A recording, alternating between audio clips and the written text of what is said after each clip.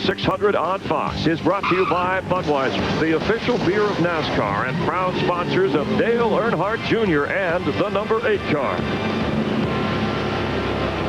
Junior currently running 33rd in a lap down. Time for a Visa race break. We've had 12 leaders, 15 different lead changes, and we're under caution once again because of part of the track coming up causing problems for Jeff Gordon. Let's check in with our Jeff Hammond, who's down at the Ford cutaway car. Jeff? Chris, what happened to the 24 car was when that piece of rubber came up out of the racetrack. I'm going to use a spring rubber, which is similar to that. It's very hard rubber. If it came in and hit the front of this thing, gets all that impact at 190 miles an hour, it knocked a big gaping hole in this front nose. What was concerning Robbie Loomis and the crew, as it went into that area, what did it tear up? It got down inside the grill area. Did it knock the oil cooler loose and mount it up inside the nose? Did it get into the radiator? And maybe more importantly, if it didn't do any damage there, did it go all the way through and maybe hit the steering linkage, which is a tie rod, or anything as far as the brakes are concerned? That's the reason why they raised the hood, to make sure that none of that rubber had got caught up inside the A-frames, the brakes, or anything like that that may impair this car as far as the driver being able to drive it like he needs to. So they're going to work on that 24 car and be able to get it where it goes again by repairing the front nose, but as well as making sure no damage has been done to that steering mechanism. Chris? All right, thanks. Jeff Gordon, 26th. He has led 32 laps in this race, and as the guys pointed out upstairs, bad memories from last year at Martinsville in April. He dominated the race but lost after a piece of the track damaged his car. He's hoping that won't be the case here. This has been a Visa race break. Mike? New leader, Kenny Schrader, 49 years old from Fenton, Missouri. I think he's and he 50 is not. 59? No, 50. He was when 50 today. That's right. He's got a birthday today. This week. Happy birthday, Schrader. He is the new leader. Now, he won't be the first car in line on the restart because Johnny Sauter stayed out, and so did Casey Mears, trying to get a lap back. So Schrader, Terry Labonte, and Scott Riggs, who did not pit, will be the first 3 cars on the restart. Here are the results of our singular virtual crew chief question. 43% say engine durability over the final 100 miles will be the key to winning. No question, that extra 100 miles. Remember, these guys, they don't change engines anymore with the one engine rule. That extra 100 miles can play a role in the outcome of this race. It might be track durability the way it's going. Well, that could well be. Next weekend, our Wendy's race menu takes us to Dover, Delaware, the first state for NASCAR Busch Series racing and Nextel Cup Series racing. It's all on FX. We're all looking forward to going up and see Dennis McGlynn and company up at Dover Downs and Dover International Speedway. Yeah, go over to Sambo's and get some crab cakes. You bet. But now we do have an interesting situation because Johnny Sauter in the 09 as well as Mark Truex Jr. in the 1 car, they're at the tail end of the lead lap right now. They will start this race. Our leader, Kenny Schrader in the 49, is the 3rd car there, the Swans car. Hendrick cars have led all but 22 of the 120 laps so far in this event this evening. Schrader in a Dodge leading one of those Hendrick Chevys. Terry Labonte's number 44 Chevrolet.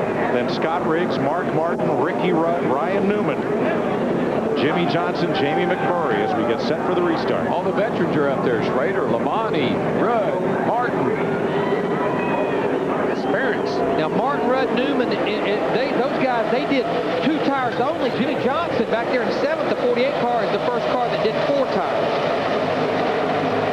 Right now, Sauter in the 09 and Truex in the 1. They're hoping for a caution so they could cycle around and pick up a lap. That 09 car is fast. I watched him earlier. He got himself up there in a position to stay on the tail end of the lead lap by being pretty fast. And another of those drivers, Sterling Marlin, in the 40, out in front of the leader. He's trying to get back up on the lead lap as well. As well as Scott Rimmer, the 22 car. But how about on Terry Labonte, the 44 car, making a start here in a limited schedule, sitting up there in the 2nd spot right now. Actually, he's going to take the lead from Kenny Schrader in the 49 car. Terry Labonte, 48 years old, a 2-time Nextel Cup champion. He's out front in the Coke 600. It's got to be a big thrill just to run every now and then and come to Charlotte. Yeah, he's running 10 races this year and 10 races next year as he winds down his career, Dick. And his crew chief, Peter Suspenso, absolutely threw the toolbox at that car this morning. They didn't like the way it ran, so they changed springs, the track bar, all sorts bunch of things. The wedge, everything on that car got changed this morning. It was a big guessing game, but when you got a couple of veterans like that doing the guessing, it can come out pretty well, as it has today. Well, it's a guessing game to a certain degree. You've got 4 teammates that are all running really, really fast. All the Hendrick cars are. Just do what they're doing.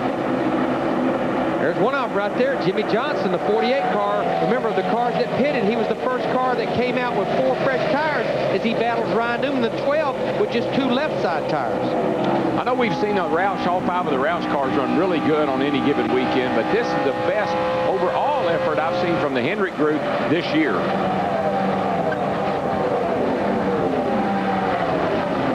The Hendrick Motorsports Complex, located just about half a mile from Lowe's Motor Speedway and open for tours this week. 1 week ago, Rick Hendrick put on his annual golf tournament to benefit the Hendrick Marrow Foundation to find compatible bone marrow donors, part of a national effort. And that foundation, all of its operating expenses are paid out of Rick's pocket. Every dime donated goes toward research and matching up potential donors. It's a great cause. And we got our little blue bracelets.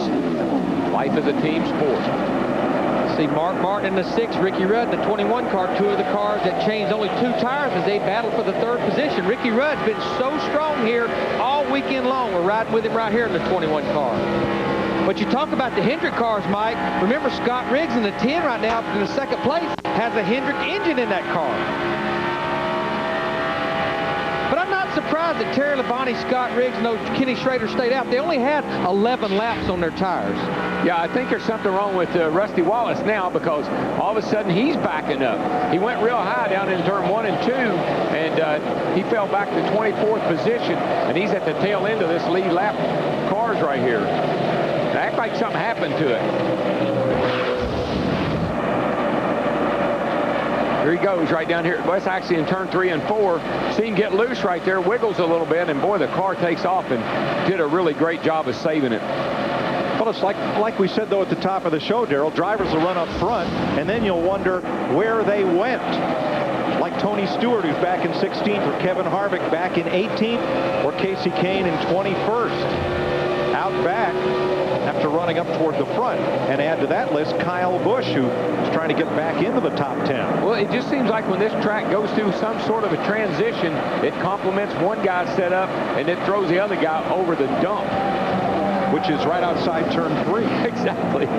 Literally. But one of the things that got Kyle Busch out of the top 10 was virtue. They decided to make